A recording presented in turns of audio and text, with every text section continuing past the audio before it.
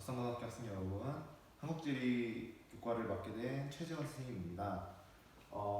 오늘 아마 온라인 계약으로 첫 강의를 수강을 하게 됐을 텐데요. 선생님이 지금 올려놓은 강의와 과제가 약간 불일치하는 게 있는 것 같다라는 이야기가 많은 것 같아서 이제 부득이하게 피드백 영상을 좀 찍게 되었습니다. 원래 이 부분은 우리가 정식 수업을 들어가기 전에 먼저 기본으로 다져놓고 들어가는 내용인데, 선생님이 겨울방학 때 우리 학교 홈페이지에 개학 연기 그 주간에 이 과제를 먼저 하고 학교에 왔으면 좋겠다라고 해서 올려놓은 과제들이 있을 거예요. 그 과제 부분을 오늘 올렸던 건데 여러분들한테 좀 충분한 설명이 없이 과제가 나간 것 같아서 보충 영상을 하나 좀 올리도록 하겠습니다. 자, 먼저 한국지리라는 과목은 이제 처음부터 어떤 개념들을 이렇게 배우게 되는데 기본 베이스가 좀 필요한 과목이에요. 그래서 지도를 띄워놓고 우리나라의 뭐 모든 하천을 다 외울 필요는 없겠지만 뭐 주요하게 자주 언급되는 하천이라든지 산맥들을 알고 들으면 더 이해가 빠르거든요. 그래서 주요 산맥이라든지 하천, 행정구역이라든지 권역 이런 것들을 한번 지금 먼저 설명을 해보도록 하겠습니다. 자, 먼저 우리나라의 산맥인데요. 기본적으로 대한민국의 영토는 헌법에 명시되어 있는 부분이 남한만의 영토를 대한민국의 영토로 보진 않습니다. 그래서 우리는 앞으로 한국지리 과목을 배울 때 북한 지역까지 통틀어서 같이 배우게 될 거예요. 먼저 우리나라의 산맥부터 알아보도록 하겠습니다. 자, 우리나라의 어떤 근간을 이룬다라고 보는 큰 산맥이 하나가 있어요. 큰 태백산맥이라고 하는 산맥이 이쪽 동해안 부분을 따라서 이제 내려가고요.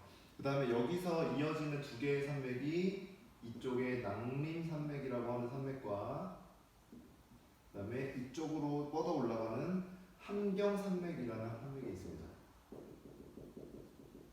얘는 이제 거의 비슷한 하나의 줄기라고 알아주시면 될 것 같아요. 자, 그 다음에 태백산맥이 이렇게 남한 쪽으로 쭉 내려오다가 여기 경상도와 전라도 사이를 이렇게 딱 가로막는 하나의 산맥이 뻗어나오게 되는데 이 산맥이 바로 소백산맥입니다. 예, 태백산맥, 소백산맥, 그리고 위쪽으로는 낭림, 함경 이렇게 뻗어나가게 되는 거죠. 자, 그 다음에 이 소백산맥에서 다시 전남과 전북 쪽을 약간 사이를 지나가는 노령산맥이라고 하는 산맥이 또 뻗어나가게 됩니다. 그리고 함경산맥을 이렇게 가로지르는 마천령산맥이라고 하는 것도 있어요. 네, 선생님이 한국지리 공부를 이제 함에 있어서 이 정도는 알고 넘어가야 된다 하는 부분, 산맥 부분에서는 이렇게 6가지 산맥을 볼 수가 있겠습니다. 북한 지역에서는 함경, 낭림, 마천령 산맥이 있고요. 남한에서는 큰 줄기, 태백산맥에서 소백산맥 나오고 소백산맥에서 다시 노령산맥 나오고 요 6가지 산맥 정도는 좀 필수적으로 기억을 해두시면 되겠습니다. 자, 우리는 그 다음 하천으로 넘어가겠습니다. 자, 우리나라의 하천인데요. 자, 우리나라를 이렇게 그려보면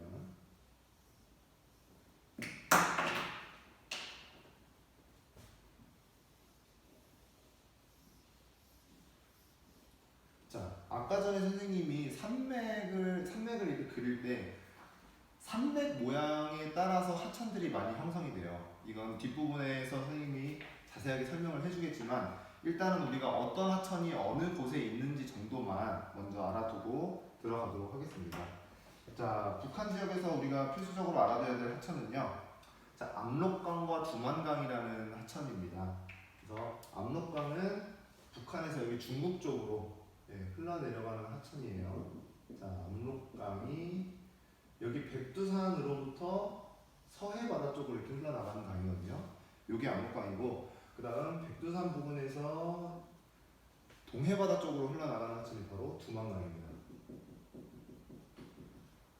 압록강, 두만강이 좀 많이 헷갈렸어요. 선생님이 학생 때도. 그래서 선생님은 어떻게 외웠냐면 여기가 이제 뭐 호랑이라고 얘기도 하고 토끼라고 얘기도 하는데 우리는 호랑이라고 많이 얘기를 하죠. 그래서 호랑이의 앞쪽으로 흘러나가는 강이다 그래서 압록강, 호랑이의 뒤쪽으로 흘러나간다 해서 뭐 디만강, 두만강 이런 식으로 외웠던 기억이 나는데 압록강과 두만강 필수적으로 좀 알아두시고요.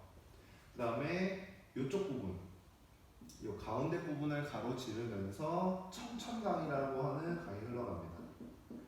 북한에서 비가 많이 내리는 지역에서 나오는 강으로 이제 유명하고요. 그 다음은 북한의 수도죠. 평양을 관통하는 큰 강인 대동강이 그 밑에 있습니다. 대동강이 흘러나오게 되고요. 자, 북한에서 알아둬야 될 강은 큰 하천은 이렇게 네 가지가 되겠습니다. 압록강, 두만강, 청천강, 대동강 이렇게 네 군데를 알아두시면 되고요. 그다음 남한으로 오게 되면 비교적 쉬워요.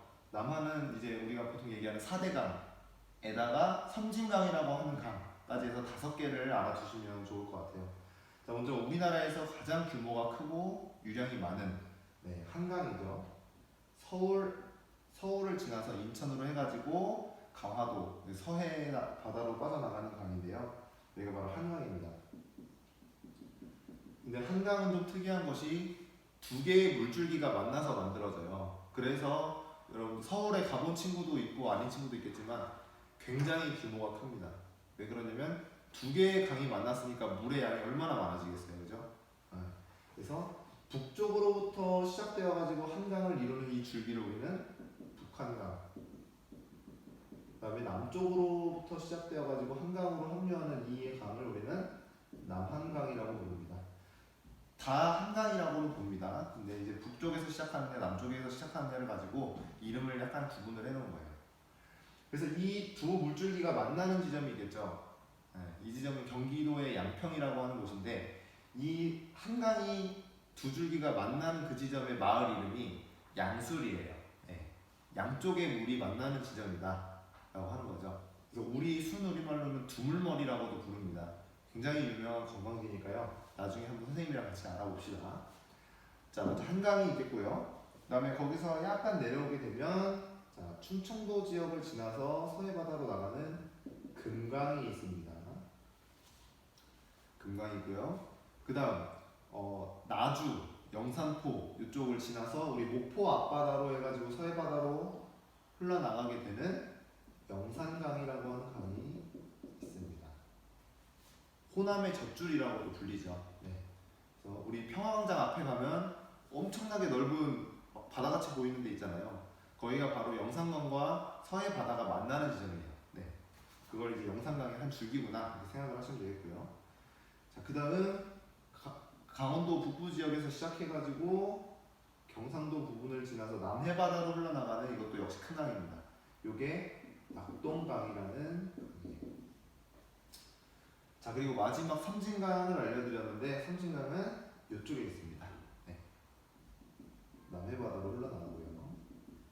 그래서 우리 남한에서 크게 알아둬야 될 강들은 한강, 금강, 영산강, 낙동강, 마지막에 플러스 알파로 섬진강까지 이렇게 5개를 알아두시면 되고요. 전체적으로는 크게 9개 정도의 하천을 여러분이 알아두시면 강의 듣는데 도움이 많이 될 겁니다. 자, 여기까지가 하천이고요. 그 다음은 우리나라의 행정구역과 권역 구분으로 한번 가볼게요. 행정구역은 여러분들이 뭐 요즘에 선생님도 택배로 물건 사는 거 되게 좋아하는데 택배 거래 하다 보면은 전국 각지에 있는 사람들하고 거래를 하게 되잖아요. 그래서 행정구역이라고 하는 건 여러분들이 아마 많이 들어봤을 가능성이 커요. 그래서 한번 재밌게 퀴즈 맞추는 식으로 공부한다고 생각하지 마시고 같이 알아봅시다. 자, 우리나라의 행정구역은 크게 이제 여러 가지가 있는데 17개의 시도라고 부릅니다. 근데 여기서 얘기하는 시는 뭐 우리가 살고 있는 목포시나 아니면 나주시 이런 시를 얘기하는 게 아니라요. 특별시나 광역시 혹은 특별자치시처럼 하나의 독립적인 넓은 구역을 담당하는 어떤 그런 행정구역을 얘기해요. 광역자치단체라고 하는데요. 그래서 뭐 광역시 이렇게 나눠 놓은 것을 바로 우리는 이 17개 시도 이렇게 얘기를 합니다. 그래서 여러분들이 뭐 17개 시도를 어디서 물어봤는데 뭐 목포시요 이런 식으로 얘기하면 안 되는 거죠. 목포시는 기초자치단체에 들어가고요. 여기서 우리가 전국을 16개 행정구역으로 나눌 때는 광역자치단체다라는 것을 한번 알아두시고 들어볼게요. 자, 이 17개 시도는 광역자치단체다.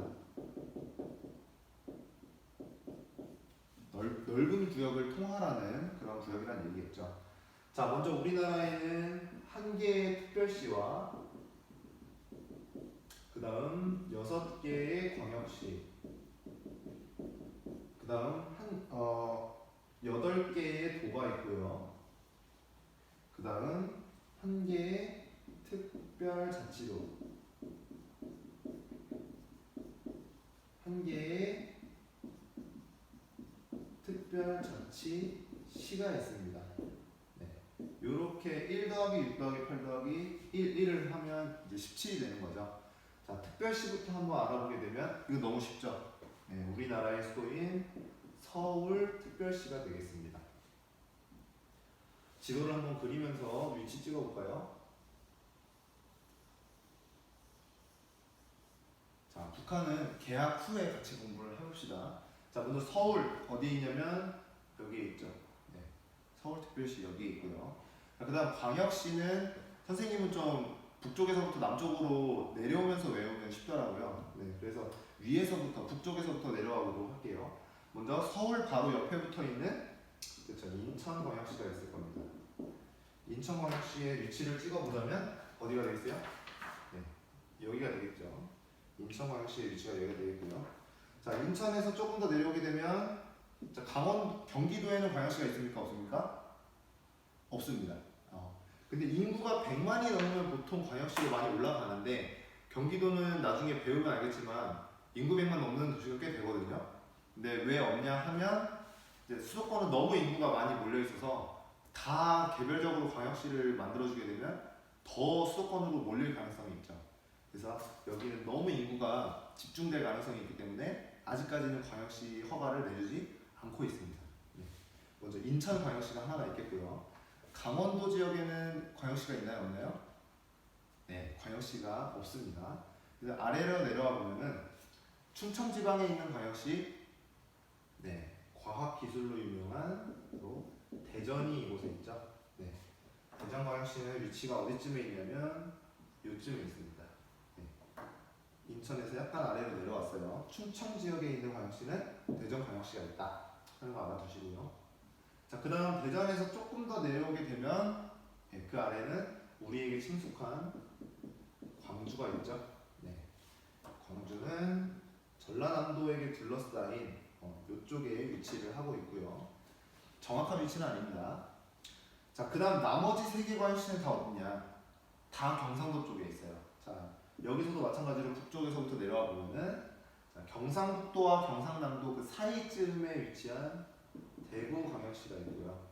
여기는 이제 내륙 분지로 굉장히 유명한 곳입니다. 여름철에 데프리카라고 해서 엄청나게 더운 기후로도 유명을 하죠. 대구가 있고 그 아래쪽에 여기에는 큰 광역시들이 2개가 붙어 있어요. 바로 울산과 우리나라 제2의 도시 부산입니다.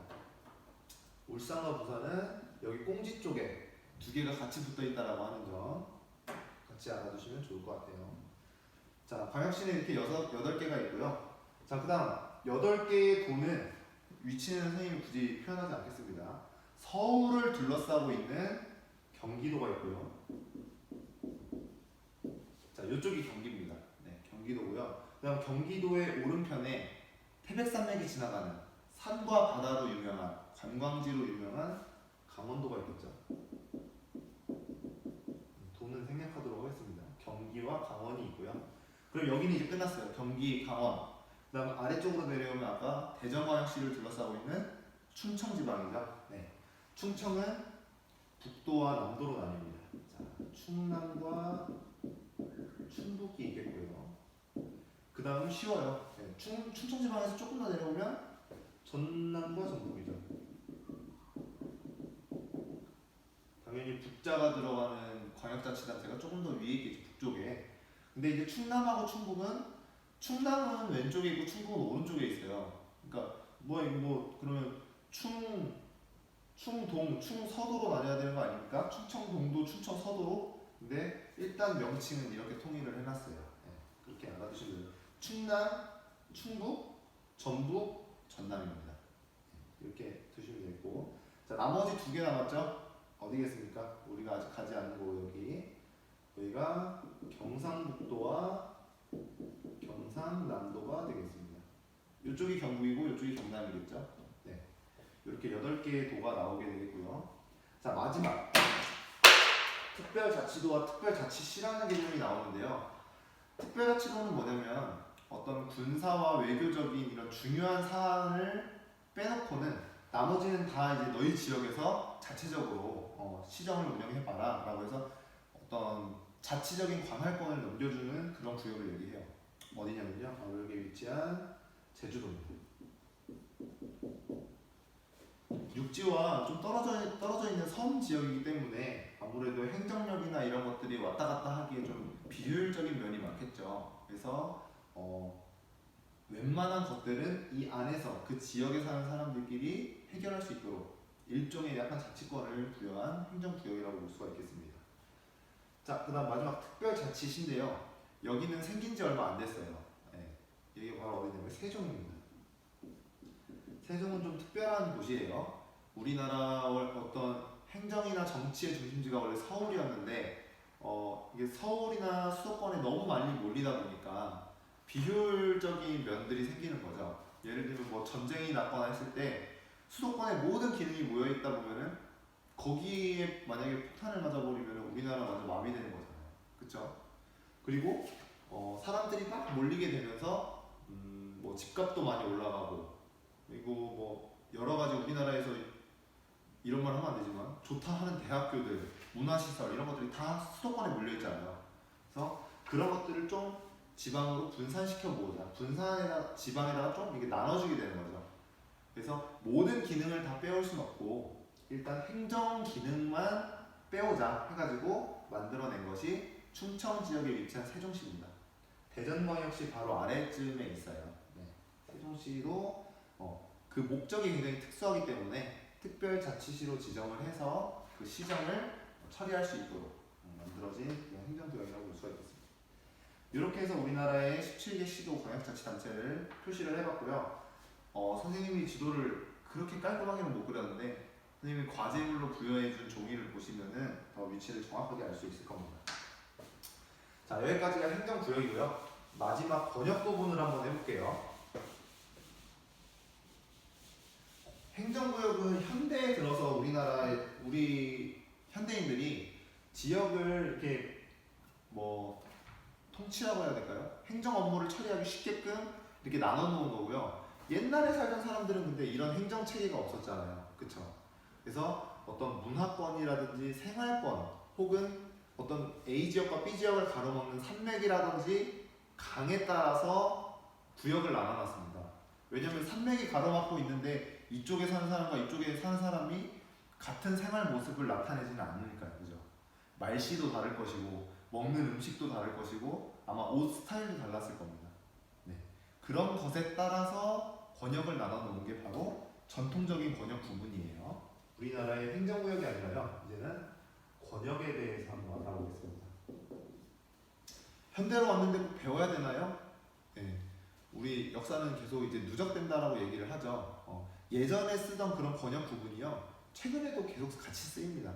행정구역은 행정구역이고 권역이라는 개념도 계속해서 많이 쓰이고 있어요. 같이 한번 알아봅시다. 자, 역시나 지도를 한번 이제 그려보시고, 선생님 지도를 잘 그리는 건 아닌데 계속 그리다 보면 또 재밌어요. 여러분도 아마 지도 그리는 과제를 많이 줄 텐데 이번 기회에 이렇게 그려보면서 같이 연습해 보시면 좋을 것 같아요. 자, 먼저 북쪽부터 내려오겠습니다. 북쪽을 좋아하니까 아까 배웠던 산맥을 한번 그럼 복습해 볼까요? 자, 태백산맥 일단 하나 있고요. 그 다음 여기서 전라도와 경상도를 나누는 소백산맥, 여기서 다시 전북과 전남을 가로지르는 노령산맥 이렇게 있었죠. 그 다음 북쪽에서 여기를 이렇게 올라가는 함경산맥, 그 다음 여기가 낭림산맥, 마천령산맥 이렇게 있었죠. 자, 권역을 나눌 때 제일 중요한 거는요, 거의 대부분이 산맥이거나 혹은 하천, 사람들이 넘어다니기에 쉽지 않은 큰 자연물을 기준으로 해서 권역을 나누는 경우가 많습니다. 네, 그걸 명심하시고 같이 들어가 볼게요. 자, 먼저 북쪽 지역부터 오게 되면요. 자, 이 지역에 험준한 산맥이 굉장히 많잖아요. 그러면 여러분들이 만약에 어떤 산맥을 넘어갈 때 어떤 방식으로 넘으면 가장 쉽겠습니까? 산 정상을 이렇게 정복하고 넘어가야 효율적일까요? 아니겠죠. 그 산맥에서 가장 낮은 부분을 보고 거기로 넘어가야 힘이 제일 덜 들 거예요. 그래서 이 북쪽 지역으로부터 시작돼가지고 내려오는 이 산줄기 부분에 천령관이라고 하는 관문을 세운 거예요. 사람들이 많이 드나다니는 고개에 어떤 뭐 돌아다니는 사람들을 관리하기 쉽게끔 뭐 적들이 쳐들어올 수도 있으니까 여기에 관문을 하나 세웁니다. 그게 바로 뭐냐면 천령관이라고 하는 관문이에요. 자, 이 천령관을 기준으로 해서 자, 관문의 북쪽에 있는 지역은 뭐라고 부르냐? 관북지방 이렇게 부르게 되고요. 그 다음 관문을 기준으로 서쪽에 있는 지역은 관서지방이라고 부르게 돼요. 그 다음 요 산맥을 기준으로 해가지고 관문의 동쪽에 있는 이 해안가 강원도 지역은 뭐라고 부르냐면 관동지방이라고 부르게 됩니다. 네. 다 무엇이 기준이 되는 거예요? 이 천령관이라고 하는 관문을 기준으로 해가지고 지금 지역을 나눠놓은 겁니다. 자, 근데 이 관동지방이라고 하는 것은 강원도 거의 전체를 얘기하는데 이 강원도 자체도 지금 태백산맥이라고 하는 것에 의해서 서쪽과 동쪽이 나뉘어져 있어요. 네. 그래서 얘네를 통틀어서 관동이라고 하기에는 좀 무리가 있는 거죠. 그래서 사람들은 또 무엇을 기준으로 이 강원도 지역을 나누게 되냐면 이 영동 강원도의 서쪽 부분과 동쪽 부분을 사람들이 또 넘어다니던 고개가 있었어요. 여러분도 아마 얘기 많이 들어봤을 텐데 대관령이라고 하는 고개가 있었습니다. 네, 이 대관령을 기준으로 해가지고 다시 이 대관령의 서쪽 지역과 대관령의 동쪽 지역으로 나뉘게 되는 거죠. 그래서 강원도 지역, 그러니까 관동 지방이 다시 어떻게 나눠지냐면 영서 지방과 영동 지방으로 나눠지게 됩니다. 이 강원도 쪽이 좀 복잡하죠. 네. 먼저 천령관에 의해서 관동지방이라는 명칭이 생겼고 그 관동지방이 다시 대관령이라고 하는 고개에 의해서 영서와 영동으로 나뉜 겁니다. 영서, 영동. 네, 이렇게 되는 거고요. 자, 그 다음 아래쪽으로 내려오게 되면은 우리가 보통 호남지방 이런 말 많이 쓰잖아요. 우리가 사는 지역을 한번 기준으로 볼게요. 우리가 사는 지역을 호남지방 이렇게 부르는데 여기서 얘기하는 그 호라는 것은 뭐냐면 예전에 아까 선생님이 우리나라의 주요 하천 얘기했을 때 충청도 지역을 가로질러 가지고 이렇게 서해 바다로 나가는 금강이라고 하는 강이 있다고 했습니다. 그렇죠? 네. 근데 이 금강의 예전 이름이 뭐였냐면 예전 이름이 바로 호강이라는 명칭이었대요. 호강. 지금의 금강이죠. 이 호강의 남쪽에 위치한 지역이다 라고 해가지고 지금 이 지역을 뭐라고 부르게 됐냐면 호남지방이라고 부르게 됐습니다. 이 호남지방에 들어가는 친구들은 전라북도, 전라남도, 광주광역시가 되는 거예요. 이쪽 지역이죠. 금강의 이름이 옛 이름이 호강이었기 때문에 호남지방이라고 부른다. 한번 알아두시면 되겠고요. 그 다음 호남의 어떤 그 반대편에 위치한 이 경상도 지역을 통틀어서 우리는 뭐라고 부르냐면 영남지방이라고 불러요. 자, 영남이라고 하는 것도 뭔가를 기준으로 남쪽에 있다는 얘기 같죠? 네, 뭐냐면 예전에 이 경상도 쪽에 살던 사람들이 서울이나 이런 곳을 왔다 갔다 할 때 마찬가지로 여기도 소백산맥이 막고 있으니까 이 산맥에서 또 넘어다니기 쉬운 고개를 하나 팠어요. 그 고개의 이름이 뭐냐면 조령이라는 것입니다. 조령. 여러분들 문경세제라는 말 많이 들어보지 않았나요? 네. 자, 조령이라는 건 뭐냐면 너무 높아서 새도 쉬어가는 고개다 이런 명칭을 붙인 겁니다. 예. 그래서 우리말로는 세제라고도 부르는데 그게 지금의 문경시에 있어요. 경상북도 문경시에. 그래서 이 조령이라는 고개를 기준으로 해서 남쪽에 있는 곳이다, 남쪽에 있는 지역이다 라고 해가지고 우리가 영남 지방이라는 명칭을 붙이게 된 겁니다. 여기서의 기준점이 되는 친구는 다시 조령이 되겠죠. 자, 호남, 영남까지 왔고요. 그 다음 충청지방을 우리가 호서지방이라고 부르기도 하는데요. 충청지방을 호서지방 이렇게 부르기도 하는데 요거는 옛날에 충청북도 제천에 있는 의림지라고 하는 곳이 있어요. 거기가 이제 커다란 농사를 짓기 위해 만든 호수인데 뭐 그 호수를 기준으로 해서 서쪽에 있는 지역이다라고 해서 호서라고 부르게 되었다고 하기도 하고요. 여러 가지 이제 썰이 있는데 보통 호서지방 하면 어디를 얘기하냐면 충청지방을 얘기한다. 이렇게 알아두시면 좋을 것 같습니다.